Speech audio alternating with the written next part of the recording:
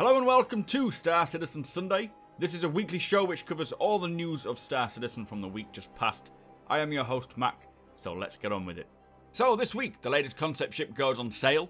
We learn more about the new lighting tech currently being worked on, plus we get an awesome in-game cinematic of the Reclaimer.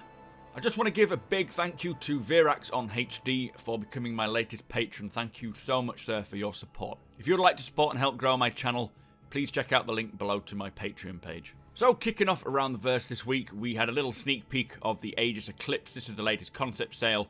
It will be live now on the server, so you can buy them. So, for the LA Studio update, in terms of Item 2.0, they have converted the Origin M50 to fully utilise this system. It is a very simple ship, so they started there. It looks as though it will be the adolescent version of Item 2.0, as it appears that all the features aren't available just yet, but it's pretty much everything they have working 100%. They're also looking into how it handles, and then they'll balance everything and make sure it all works well. They're also balancing the power usage, heat generation, associate EM and IR signatures, plus hydrogen and quantum fuel consumption. Now, they've made strides in persistence and inventory. They're currently working on creating clients which can request persistent information. This supports things like cargo, shops, commodities, air traffic control, ships, players. The code allows for ships to respawn and orientate, and for items which you may have abandoned on a planet or a moon to persist as well, unless obviously someone comes along and steals it. Now, they've made progress on the system to park your ship inside of ships, which will result in the ability to transport any stowable ship within another. This is based on the landing mechanic. They've also got some work on the Ursa rover, making sure it sits without popping and jittering around or exploding the ships. Now, they've converted the basic quantum drive to Item 2.0 as well. It now has the ability to store quantum travel under the nav points, meaning that all discovered quantum travel points can be set as a travel destination at any time, regardless of distance and signature strength. Next up, they say, is getting quantum travel to sound and look even better.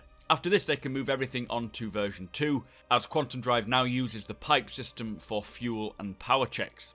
IFCS has now implemented an autopilot system to allow AI and other systems to use the IFCS, so for example like landing and takeoff. The ship team is making steady progress on the Aurora, and as we can see here, they've completed the seat geo for the ES and the LN variants. Plus, they've done some work on engines, and it's all being implemented with Item 2.0, and it does look fantastic. The Terrapin exterior is nearing completion of the grey box phase, plus the final animations. They have created a tool to update the skeletal rig, which can update all the rigs in one go rather than having to do it all individually by hand, saving a hell of a lot of time.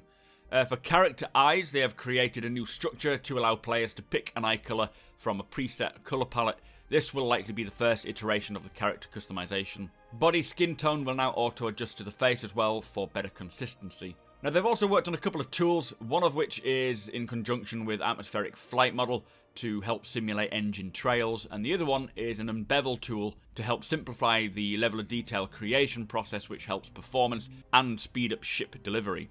Now, they've taken large steps forward to the procedural system for outposts with material variation, colour tinting, prop and placement variation, and it's all looking very, very cool. They've got a fully rigged female medium marine. The male heavy outlaw suit is now finally implemented. They're far along with many costumes, uniforms and characters, like the male OMC Light, which is now in in-game mesh creation.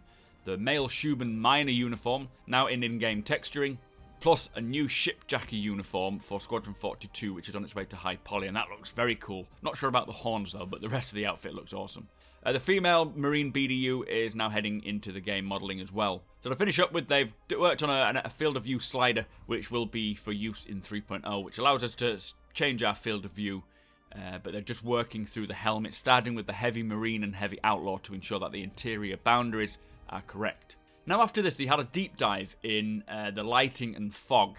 I am working on a more in-depth video to show you what it's all about and, you know, a more in-depth look at it. But the gist of it is this: they have been using new tech for both lighting and fog, and it does look incredible. This is thanks to the Lumberyard engine.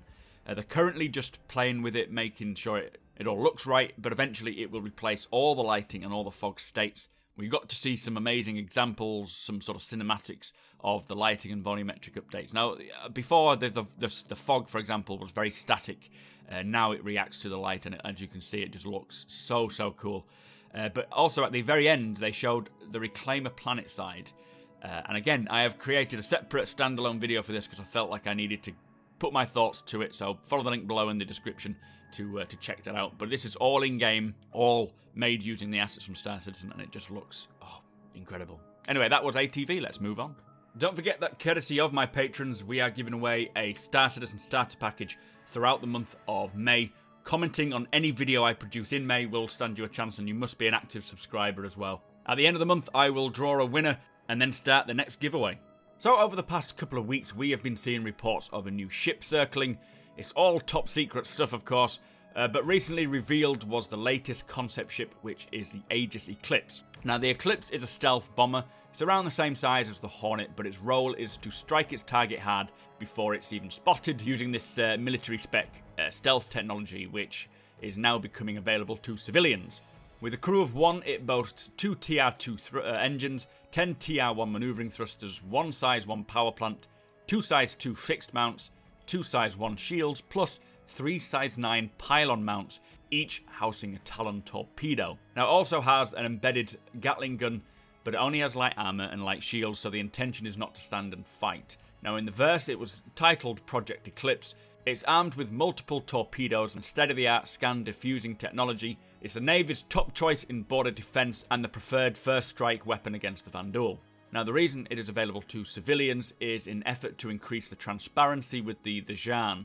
Likely it's all part to do with this Zhaan Human Trade Initiative, which has recently been passed. It all begun in 2930 when the UEE Navy was in need of a more advanced stealth bomber, specifically to take on the might of the Vanduul capital ships. Aegis won this bid due to its arrowing design, massive firepower, cutting-edge technology, as well as the advanced hull system, which is adaptable to environments thanks to the multiple wing configurations. Now, after extensive field testing, it went into service in 2932, and since then it has served as the unseen sentinel of our borders. I do like that quote. Anyway, the sale, this is being offered as a concept sale as normal. It is available at a lower price for the first time of $275, or with the war bond, $250. It does say that the expected flight-ready price will be around $330, so get it now if you are wanting one. Each war-bonded purchase includes a unique serial number, an additional in-game poster, plus an alternative ice blue and matte black livery used by the UEE Navy. The ship is available until the 2nd of June. The loaner ship for this will be the Retaliator bomber, but with additional access to the Anvil Gladiator for use in Arena Commander. Now, with this ship, it also brought a new component category, which is the stealth component. So power plants, engines, thrusters, coolers, and shield generators will utilize stealth components to mask their signatures. These stealth components operate on an A to D scale, so A being the best. There is a very cool magazine and brochure to accompany the sale, so do check that out. Personally, I think the design of this ship is very, very cool, very similar to the B-2 bomber. The profile is slick, and I can see it being utilized in the verse as a ship to tackle capital ships. Maybe not something which is deployed without good reason, but having one when you need it could really help. I would love to see what it can do, dropping its payload on a planetary surface. We'll have to test that out once it's available, I think. The wing transitions for space and atmospheric flight is a very nice touch as well. This is probably the kind of ship that you would use to escort capital ships when you're on the move, or providing a deterrent should you come up against another capital ship. Or maybe even as a tactic when you're planning to take on a capital ship. Personally, I think it would serve its best purpose, clearing out the surface of these giant flying spiders that we've seen. Anyway, let me know your thoughts. A very cool ship, another fighter, probably going to be in use in Squadron 42 sometime.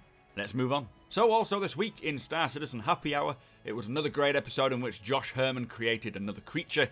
This time it was a Vanduul dog. So be sure to check the link below if you want to watch that one. On Citizens of the Stars, it was Redacted's very own Alyssiana for her videos and podcasts. Congratulations, it's very well deserved. The dev in the hot seat was Josh Coons, who is a 3D modeler, and he is currently working on the Cutlass Black revamp. We'll move on to the other variants once he's done there, and then move on to the Constellation Phoenix. Now, there was a new post titled Historical Truth Act Ship Reveal. Now, this is a post obviously regarding the Aegis Reclaimer. The lawmakers this week brought us the Nemo system. Jump Point is now available to all RSI subscribers, and on a final note, funding has reached an incredible $150 million. So, yes, thanks to everybody, and congratulations to CIG. Let's make this game even better. So that brings us to the end of the show. Thank you for watching and thank you to our subscribers, plus a massive thank you to our patrons as you make this possible. If you like what we do and want to help us make it better, follow the link in the description to our Patreon page to learn more.